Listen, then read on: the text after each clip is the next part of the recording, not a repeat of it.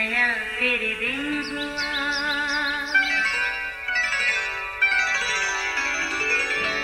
नया फिर दिन हुआ, पुरानी रात का करे सो शुक्र हम खुदा की जात का, खुदा की जात का नया फिर दिन हुआ। आज की आयत। उस बीमार ने उसे जवाब दिया, आए खुदावंद, मेरे पास कोई आदमी नहीं कि जब पानी हिलाया जाए तो मुझे पानी में उतार दे, बल्कि मेरे पहुँचते पहुँचते दूसरा मुझसे पहले उतर पड़ता है। यूहन्ना 5:7 आयत। अजीज़ों, वक्त के बारे में ये ख्याल बहुत ही खूबसूरत है कि वक्त के साथ साथ चलता रहे, यही बेहतर है आदमी के लिए। वक्त रुकता नहीं किसी के लिए। ख्याल रहे, घड़ी की टिक टिक बेमानी नहीं। ये वो अलार्म है जो हमें हर पल होशियार, बेदार और कुछ ना कुछ करते रहने की तलकीन करता है। जो तो वक्त की अहमियत को जान गया वो अपनी ज़िंदगी में कामयाब और कामरान हुआ, पर जिसने वक्त की कदर ना की वो गोया ज़िगज़ैग रास्तों का मुसाफिर बना, जिसको अपनी मंजिल पर पहुंचने का भी यकीन नहीं होता।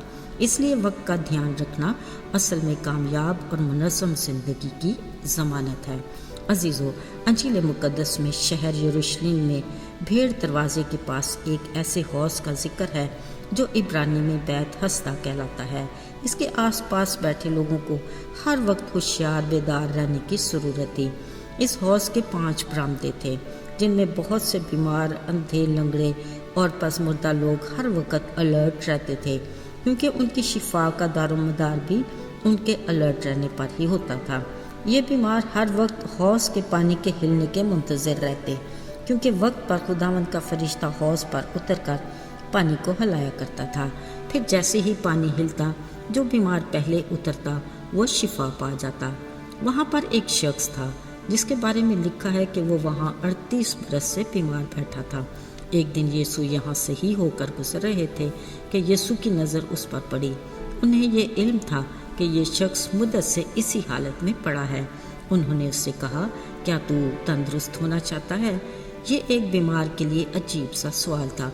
उसने जवाब दिया, आए खुदावंद, मेरे पास कोई आदमी नहीं कि जब पानी हिलाया जाए तो मुझे हौज़ में उतार दे, बल्कि मेरे पहुंचने से पहले कोई दूसरा मुझसे पहले ही उतर जाता है। शायद यीशु खुद भी उसे वहाँ तन्हा देकर उसके पास आए थे। यीशु ने उससे कहा, उठ, अपनी चारपाई उठाकर चल फिर। अजीज़ों, यीशु की आवाज़ सुनते ही वो फौरन तंदुरुस्त हो गया और अपनी चारपाई उठाकर चलने फिरने लगा। अजीज़ों, ये 38 बरस से बीमार लाचार के लिए कैसी बड़ी खुशी थी। ना सिर्फ वो खुद चलने फिरने के काबिल हुआ, बल्कि अपनी चारपाई भी उठाने लायक हुआ। उसकी खुशी की इंतहा देखें कि उसने मुड़कर उस शख्स यानी यीशु को देखा भी नहीं था जिसने उसे शिफा दी थी। वो अपनी धुन में मगन, यकीनन अपने घर जाने की जल्दी में होगा, मगर चंद यहूदी उसे यूं चारपाई उठाते देखकर सख्त नाराज़ हुए कि आज सबत है और तुझे चारपाई उठाना रवा नहीं। शायद उन्हें यह भी अंदाज़ा होगा कि ये यकीनन बीमार होगा और शिफा देने वाले के हुक्म से ही उसने चारपाई उठाई होगी, मगर उन्हें इस शिफा से कोई सरोकार नहीं था।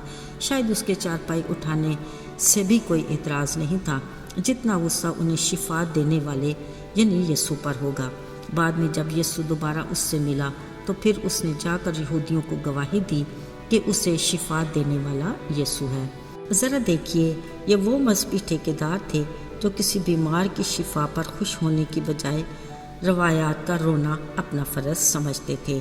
वो यीशु के भी अच्छे से जानने वाले थे, मगर लोगों के सामने वो खुद को यीशु से भी ज़्यादा मजहबी साबित करना चाहते थे। काश उन्हें इस बात का अंदाज़ा होता कि यीशु रवायती नहीं बल्कि अमली मसीही को ज़्यादा पसंद करता है। अजीज़ों, बाज़-औक़ात हम भी रवायात को अमल से ज़्यादा अहमियत देने लग जाते हैं, जो सरासर खुदा के कलाम के मुनाफी और खुदा की नज़र में गैर मकबूल है। कलाम मुक़द्दस में लिखा है, हमारा ईमान बग़ैर ईमाल के मुर्दा है। अमल से ही मसीही रूहानी ज़िंदगी की तामीर होती है। अगर हम यीशु के नक्शे कदम पर चलना चाहते हैं तो महज लफ्ज़ी नहीं, अमली तौर पर उसकी सलीब को भी उठाना है। बतौर मसीही ہمیں اپنے کاموں سے اس کے نام کو بھی جلال دینا ہے، کیونکہ دیکھنے والے ہمارے کاموں کو دیکھ کر ہی ہمارے باپ کی جو آسمان پر ہے تمجید کریں گے۔ میرے عزیزو، ہمیں اپنے آس پاس ایسے لوگوں پر دھیان دینے کی ضرورت ہے جو خود سے یسوع کے پاس آنے کی ہمت نہیں کر پاتے۔ ہمیں انہیں یسوع کے پاس لانا ہے تاکہ وہ بھی ابدی خوشی پا کر دلیری سے اس کی گواہی دینے کے لائق ہو جائیں۔ آئیے دعا کریں۔ جلالی آسمانی باپ، ہم بڑی عاجزی اور خاکساری سے تیرے حضور میں آتے ہیں۔ ہماری حیثیت ہی کیا ہے، مگر جب تیرا نام ہماری ذات سے جڑ جاتا ہے تو ہم بطور مسیحی پہچانے جاتے ہیں۔ ہمیں حقیقی اور عملی مسیحی بننے کی توفیق عطا کر، تاکہ ہم ان کے سامنے جو تجھے نہیں جانتے تیرے زندہ گواہ بنے۔ ہمیں اپنے نام کے جلال کے لیے استعمال کر، یسوع کے بابرکت اور مبارک نام میں آمین۔